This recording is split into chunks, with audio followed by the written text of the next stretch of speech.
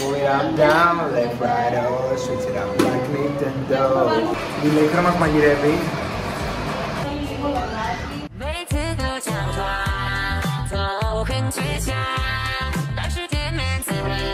Λοιπόν, όλα.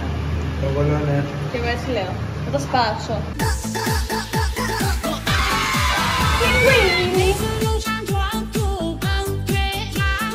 Χθες ήμασταν με την ηλέκτρα στο My Market και κοιτάγαμε αυτά τα παραταγή και της λέω θέλω αφού να τα δοκιμάσω. Και πήγε και τα πήρε ρε γλυκούλα. Τα πήρες για μένα ή απλά έτυχε?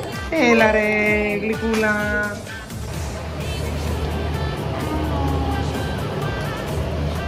Να βάλουμε το αισθητικό φως. Α, βράζετε το νερό.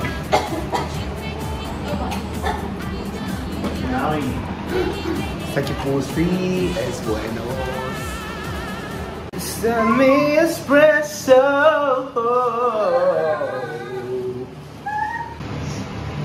Σπίτι χωρίς γυναίκα. Άντρες χωρίς βάζο. Γυναίκα χωρίς ψάρι. Είναι τυχτή. Ξέρεις τι θα κάνουμε, θα βάλουμε λίγο νερό από το μακαρόνι, να πάρει γεύση. Τώρα. Stop, Ιωάννη, stop. Πώς πάρει κάτι Γιάννη. Τα αβοκάντα μας είναι φέλη. Και δεν έχουμε σκεφτεί ακόμα όνομα για αυτόν, αλλά αυτός θα είναι αγόρι. Παιδιά, προσπαθούμε να πέσουμε την ηλέκτρα να μείνει στο σπίτι μας για πάντα. Αλλά έχει βαρεθεί σπίτι μας. Έχεις δει αυτό το TikTok που είναι μια που κάνει και να μου κάνουν cheer up όλοι. Όποτε μου πετάει τέτοιο πράγμα που είναι sing with me με... Stop, εγώ είμαι με το... Κοιτάξω τύπο αποθηκευμένο, τα βγάζω κιόλας, record και μετά από λέω... Μύρισα, έλα να μυρίσεις. Έλα να μυρίσεις. Νομίζω είναι λίγο πολύ το κρεμμύδι, αλλά it's fine. Πω, φίλε, εντάξει. Αυτό έκανε όλη τη διαφορά που βάλαμε λίγο νεράκι. Ακραίο. Πω, παιδιά.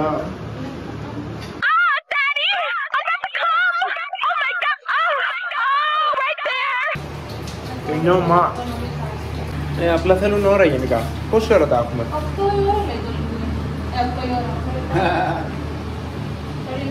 το 8 ώρες θα το άφηνε παιδιά η ηλέκτρα το μακαρόνι μέσα. Δεν ξέρω, νιώθω ότι η ηλέκτρα για κάποιο λόγο δεν ξέρει να μαγειρεύει. Έχω αυτή την πεποίθηση. Βασικά, όχι, δεν είσαι χαζός άμα δεν ξέρεις να μαγειρεύεις, είναι αίσθηση μαγειρική. Νιώθω ότι δεν το έχεις. Νιώθω ότι με δείξα story. Δεν μπορώ να μαγειρέψω, που είναι πάνω, δεν έχει τίποτε ας πούμε πρακτικά σαν... Δεν ξέρω τι να μαγειρέψω. Να ανεβάσω story ότι μαγείρεψα και τα Ναι, όχι. Μας έφτιαξε πολύ ωραίο φαγητό. Δεν έχω παράπονα. Ήξερες τι σημαίνει να σοτάρω το κρεμμύδι με το λάδι? Αριάννα, κάνετε. Αχ. Σιγά, δικό σου είναι καλέ. Έλα, δώσ' το! Εγώ.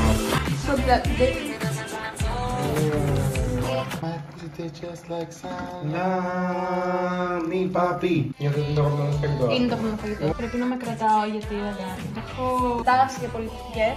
Που σημαίνει ότι δυσχεραίνει την λειτουργία των ορμονών μου. Ό,τι έχει αλεύρι, δηλαδή λευκό ψωμί, δηλαδή μακαρόνια λευκά, ζάχαρη πάρα πολύ. Όλα έχεις πολύ καλύτερα. Αλλά και αυτά με μέτρο, ας πούμε. Την πίτσα εννοούσα.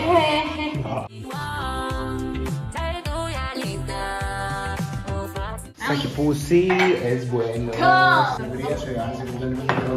Μάλιστα κυρία, το πειράζει. Είναι η ηρωνία και το ξέρουμε όλοι, αλλά οκ, είπαμε ότι πρέπει να το λέμε. Για έβαλα μια κολόνια. Stop.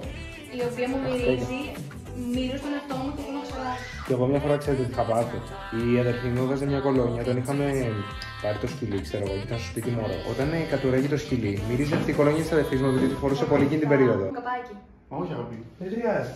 Νιώθω ότι θα γίνει χάλια άλλο. Δεν πειράζει, θα πάρει λίγο νερό από αυτό και θα φτιάξει. Ωραία, Είδες, αυτή είναι η αίσθηση της μαγειρικής που σου έλεγα πριν. Που Εγώ υστερείς. έβαζα καπάκι. Μα και πάλι θα ξεραθεί το καπάκι. Αφού δεν έχουμε, αγαπητή, τι θα κάνουμε. Αγάπη, εγώ είμαι πλούσια και έχω, εντάξει, συγγνώμη που έχω συνηθίσει να μιλήσω στο σπίτι. Φτωχιά. Σε φτωχό. Pull up in the monster on a mobile gangster. Αυτό που Was a bad bitch. Θα δούμε Harry Potter. Ή GNTM 2. Όχι, αυτό δεν θέλει ηλεκτρό με GNTM. Έλα ρε ηλέκτρα, γιατί είναι πάρα πολύ ωραίο. Πρέπει να σου πω κρατάκι αυτό λίγο... Χαζί. too much. Δεν έχει αίσθηση της μόδας. Καταρχάς, ούτε από αυτό. Επειδή το GNTM το λέμε για τη μόδα μόνο το βλέπουμε. Εγώ το βλέπα και γι' αυτό. Και για το δράμα. Εντάξει, οκ, ναι. Μα, Το μαθαίνεις ακούω, το πράγματα. ακούω. Η καινούργιο Ναι. βγήκε να κάνει στην εκπομπή της την καινούργια, μεσημεριανάδικο, δεν ξέρω τι είναι πρωινάδικο. Και είπε ότι δεν θέλει να κάνει πλέον δράμα, γιατί είναι πολύ τοξικό. Και ξεκίνησε να κάνει δράμα από την πρώτη φορά. Πού είναι άρα? Εγώ έμαθα. Όπου δεν έβαλε καθόλου vlog. Έλα, θα στείλω τα δικά μου. Είναι η αγαπημένη μου μπλούζα αυτή. Πάμε. Outfit check. Αλφαβήτα Plus. Τώρα με βγάζω και εγώ vlog και σε κάνω συναγωνισμό. Καλώς τι.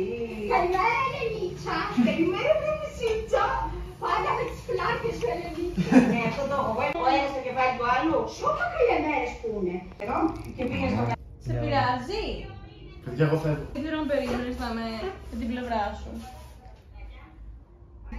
Ναι, νομίζω. Αγάπη και το λίγο. Κύριε να μην μας συμπαθείς καθόλου. Φέρετε το λάπτοπ, παιδιά. Όχι καθόλου, εντάξει. Δεν έχω δει αυτό το λάπτοπ όσο είμαι εδώ και τώρα που βγάλουμε vlog. Το βγάλω. Α, καλά. Θα ξεκινήσει κάθε ένα λεπτό που έχω δώσει. Δεν είχε να βλέπω τι τραβάμε. Η Λέκτρα λοιπόν πήρε αυτά τα πατατάκια. Οπότε, ενώ δεν πεινάει κανένα μα με αυτή την υπέροχη 5 στα 10 καρμπονάρα, θα δοκιμάσουμε αυτά τα πατατάκια γιατί θέλω να δω τι γεύση έχουν, ρε φίλε. Θα ξεκινήσουμε με τις θερμίδες. Είναι 500 ανά 100, είναι πάρα πολλές ρε φίλε και είναι 90, δηλαδή ελπίζω να αξίζει τον κόπο. Έχει 6,8 όμως πρωτεΐνη. Θα ξεκινήσουμε με την μυρωδιά. Barbecue με ketchup, κανονικά Ketchup νομίζω μου μυρίζει. Ακριβώς mix barbecue με ketchup. Δεν είναι Ακριβώς, ούτε πολύ ναι. πικά, ούτε πολύ barbecue. Λοιπόν, τσούγκρισμα.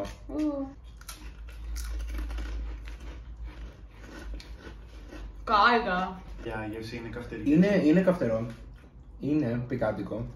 Γίνεται πικάντικο πολύ. Κοίτα, εγώ γενικά δεν είμαι και του πικάντικου πολύ. Ούτε εγώ καθόλου. Έλα.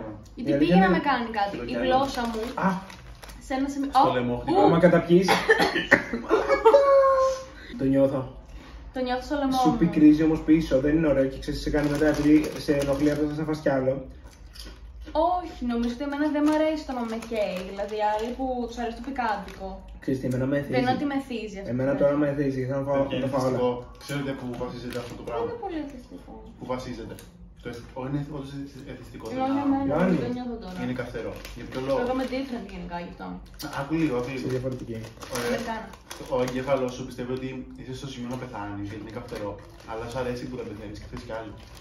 Σ' αρέσει Αυτό το δεν πικάντικο. νομίζω το έχω δει απλά στο TikTok σε ένα βίντεο. Όχι, ρε, ισχύει σαν brain chemistry. Okay. Και εγώ από βίντεο το είδα, αλλά πώς το δείχνω.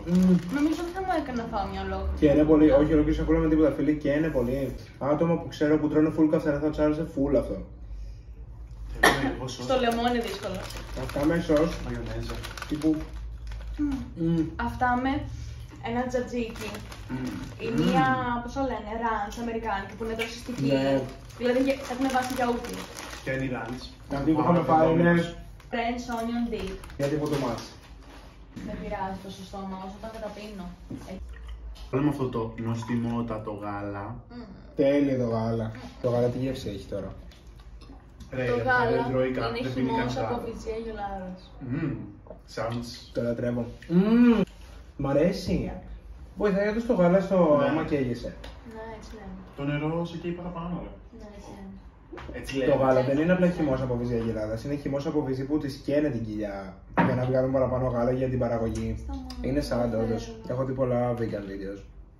Γιατί που ξέρεις τι συνειδητοποίησα μετά από καιρό που το έχω σκεφτεί ποτέ, ότι γάλα βγάζουν αγελάδες μόνο όταν έχουν μωρό. Ναι, και ξέρεις τι τους Οπότε στην κάνουν. ουσία τα κλέβουμε. Ναι, άκου τι κάνουν ουσιαστικά. Γεννάνε οι αγελάδες και τους παίρνουν τα μωρά μακριά. Οι αγελάδες έχουν την νοημοσύνη και ξέρουν ότι τους παίρνουν τα μωρά Να μακριά. το λες. Παράγουν Άρα και εσύ γάλα. τώρα πίνεις από αυτό. Πριν έφαγες bacon. Έφαγα όμως bacon. Έφαγες. Για ξανασκέψου. Έφαγες Για το ξανασκέψου. κομμάτια Για σας κιόλας. σκέψου αν έφαγα bacon, γιατί εγώ δεν νομίζω. Εγώ σε είδα να δρας. Εκεί που θέλω να δεν καταλήξω είναι υπάρχουν. ότι Εμείς τώρα έχουμε βίντεο που εσύ πίνεις γάλα, δεν έχεις βίντεο από δεν είναι vegan. Άμα δεν είσαι vegan δεν έχεις λόγο να με κάνεις judge.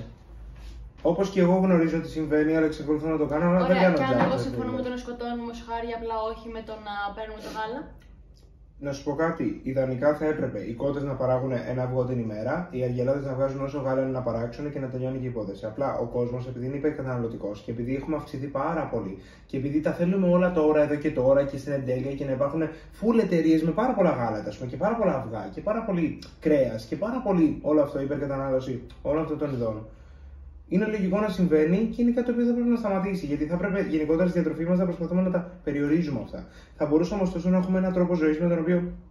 Γιατί να μην κάνουμε embrace να έχω τη δική μου αγελάδα και να έχω σαν τρόπο ζωής να πηγαίνω γραφείο και να δουλεύω Excel. Γιατί να μην έχω τη δική μου αγελάδα και τις δικές μου κότες και να τρώω τα δικά μου αυγά, το δικό μου γάλα, να ξέρω να το κάνω και να ζούμε έτσι, ας πούμε. Γιατί οι άνθρωποι θέλουν να φύγουν από το χωριό και να έρθουν στις πόλεις. Ακριβώς. Εμείς Και μετά θέλουν να έχουν το γάλα τους εδώ και τώρα. Ξέρετε τι σκεφτόμουν σήμερα? Εγώ αυτά που τρώω στη δουλειά, που παίρνω π.χ. το πρωινό μου με τα αυγά μου και έχω και τα λαχανικά. Μετά δεκατιανό έχω γιαούρτι με βρώμη, μπουρμπούρου και μεσημεριανό μου π.χ. φακές ή ό,τι φαγητό έχω φτιάξει. Αν ζούσα σε μια εποχή που αυτό που σας είπα τώρα ήταν κάπως έτσι τα πράγματα, εγώ δεν θα είχα να τρώω κάθε μέρα 3-4. Ναι.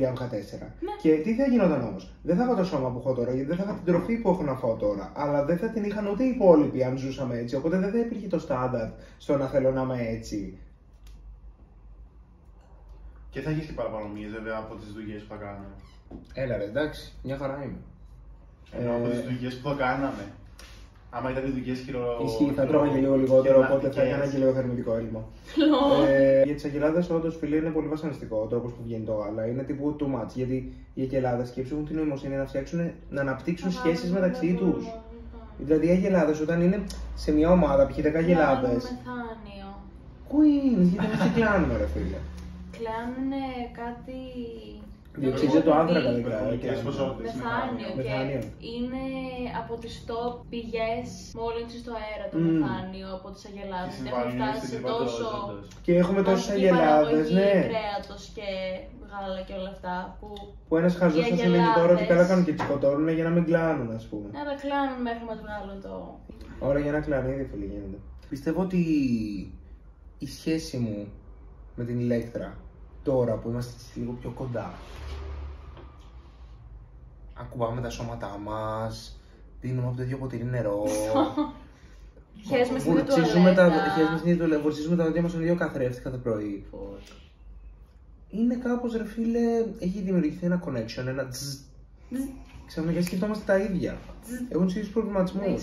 Έχουμε γεννηθεί σε ένα σύστημα που είναι πιο δύσκολο να κάνει αυτή τη ζωή που λες εσύ. Εγώ πρέπει να πληρώνω ενίκιο, πρέπει να βγάλω λεφτά για να πληρώσω ενίκιο, πρέπει να καταναλώσω στο μάρκετ, ας πούμε, φαΐ, το οποίο αν εγώ ήθελα να έχω μια γελάδα και να έχω τα δικά μου ή να έχω το δικό μου κήπο, θέλει χρόνο, θέλει χώρο, θέλει γνώση. Ήμασταν παλιά έτσι και επειδή οι άνθρωποι έγιναν περισσότεροι, κάπως ομαδοποίησαν το ότι ωραία, εσείς οι αγρότες θα βγάζετε για μας, εμείς θα κάνουμε θα φτιάχνουμε τα έρκυλα, εσείς θα κάνετε αυτό και μετά λίγο μάνι. Ισχύει. Και έχουμε φτάσει εδώ που ήμασταν. Οπότε αναρωτιέμαι, αν κάνουμε αυτό που λες εσύ, δεν θα φτάνουμε πάλι.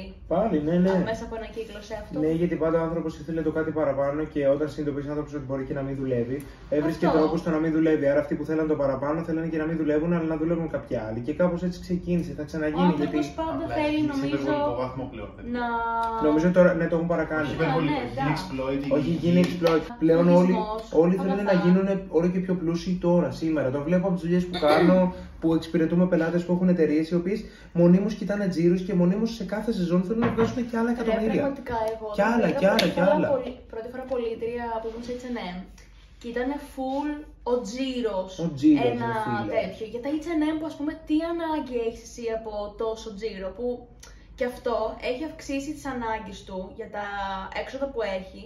Να έχει τα έσοδά του τόσο, επειδή έχει τόσα έξοδα για μεταφορές όλων αυτών των ρούχων, παραγωγή όλων αυτών των ρούχων που πάλι δεν πληρώνουν. Μειώνουν ωστόσο τα έξοδα από όπου μπορούν, δηλαδή από το εργατικό, δυναμικό. Και θέλουν πάντα να αυξήσουν το κέρδος.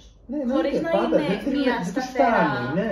Θέλουν πάντα να μεγαλώνουν. Ναι. Δεν θέλουν να μείνουν, ας πούμε, ότι ωραία, εμείς έχουμε φτάσει κάπου.